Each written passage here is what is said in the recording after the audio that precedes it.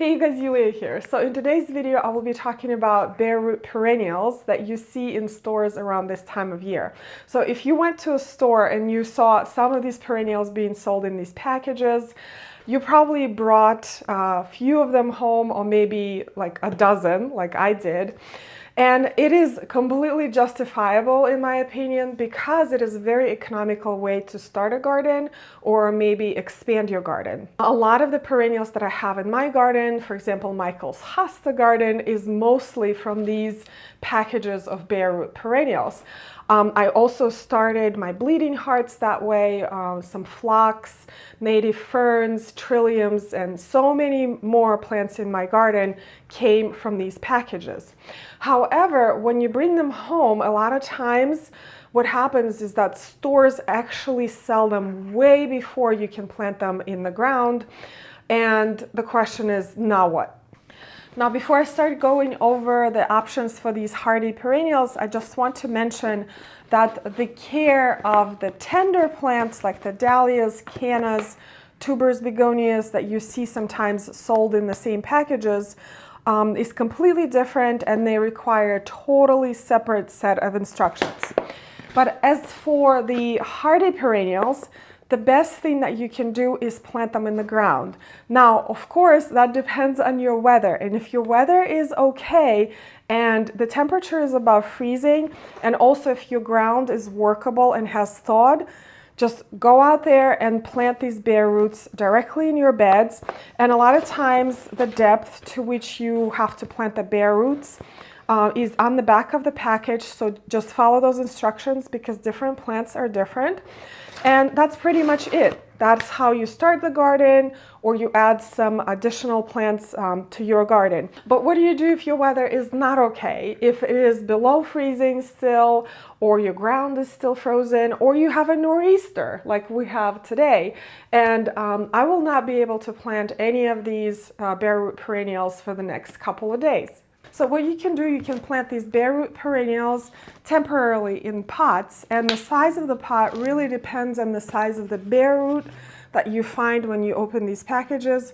And I have different size pots here that are already pre-filled with some potting mix. So I'm going to start opening up these packages and we'll plant these bare root perennials together. All right, let's start with this beautiful phlox right here. Uh-oh. Okay, this is interesting. So these plants actually broke dormancy already. And that is why you have to check all of your bare root perennial packages when you get home. Because if you leave them in some part of your house in a warm room, these shoots actually will continue to grow. And because they're not getting any light, they will be bleached. They will be completely white, and they will not develop any chlorophyll, and the plant actually will weaken as a result. That's why it's so important to get them out and inspect them and do something about it. All right, let's open the package. All right, this is beautiful actually. Right here, this is one plant. So I think the size of the pot should be about this, because I want to accommodate the entire root system. Now, here's one thing that a lot of people do before they plant their bare roots, either in pots or in the ground. They soak them for about an hour. I actually found no difference between soaking and not soaking. By the way, look, it's starting to develop beautiful feeder roots right here. You see these hairy roots right here? These are very important. Okay, let me put my gloves on. Okay, so what I'm going to do, actually it's a little too much. I'm going to distribute the root system all over the pot so it's nice and roomy, and then fill everything with potting soil. And these little shoots, I know it looks like I'm burying them, but they will find their way, just like this. Oh, I'm so glad I caught this. There we go, one is done. One thing I forgot is to label. These are Purple Kiss.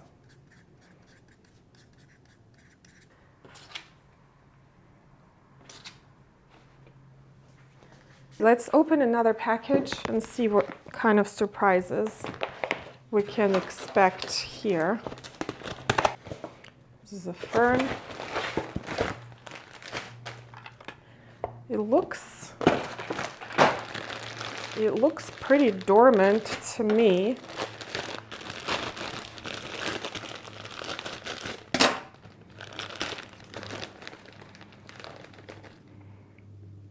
This is beautiful. These look pretty dormant to me, and the fronds will develop from here. So this is the top.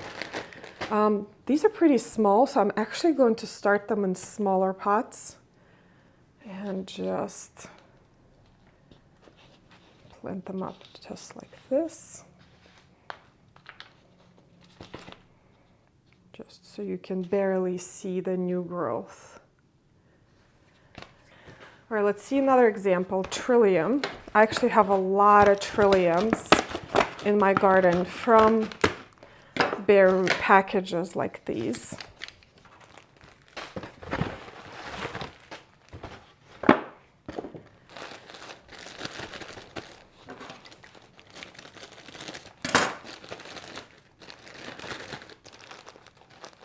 These are kind of hard to find. They're so small. Oh, there you go. See, it's starting to grow.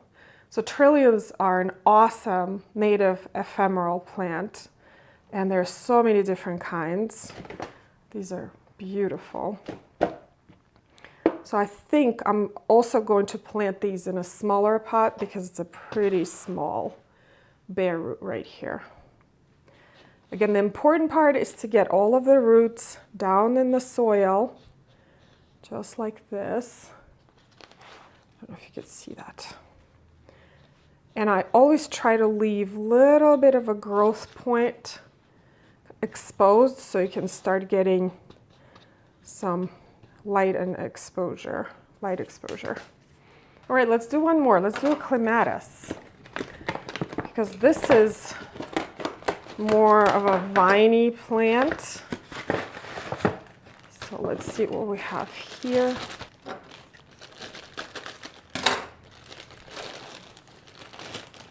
Okay, these are completely dormant. Oh, maybe not. Here's new growth right here. Beautiful, beautiful root system. I think I'm also going to plant these in this size pot. Just like this. Again, expose the new growth a little bit. There you go. All right, so after I pot these up, I water them in just a little bit, not too much because the roots are still developing and I don't want them to rot. And what I do is I place these pots in a cool and bright location. I have a couple of windows in my basement that are perfect for that. And this is a much better option if your bare root perennials started to grow versus leaving them in the packages like this. Because if you leave them in the packages somewhere in a warm room of your house, the plant is starting to grow. It obviously broke dormancy, but the roots are not receiving any moisture or any nutrients, and the new shoots are not receiving any light. So in the end, it can weaken the plant to the point that it could actually perish. So when our weather stabilizes and it stops snowing and sleeting, probably in another couple of weeks, I can plant up these pots directly in my planting beds where they need to go. And these plants will establish a lot better because they already will have a lot healthier root system. All right, so I opened one of the packages. This is a Nepeta here, and these plants are 100% dormant. I actually am not going to plant them up because I'm kind of running out of space, but because they're dormant, what I'm going to do is mist the substrate just a little bit because it is dry, and I'm going to pack it right back up here. And I'm going to place this bag in the bottom drawer of my refrigerator. Because these plants are dormant, after I put them in the fridge, they will stay dormant until I need to plant them outside. Another plant I'm going to put in the fridge is this liatris, which is a beautiful native hardy perennial, but they are sold as these dormant corms right here, and they can stay dormant in the refrigerator until I can plant them outside. All right, so let me go over the options once again for the bare root perennials sold in these packages. The first option is to plant them directly outside if your weather is okay and if your ground is not frozen.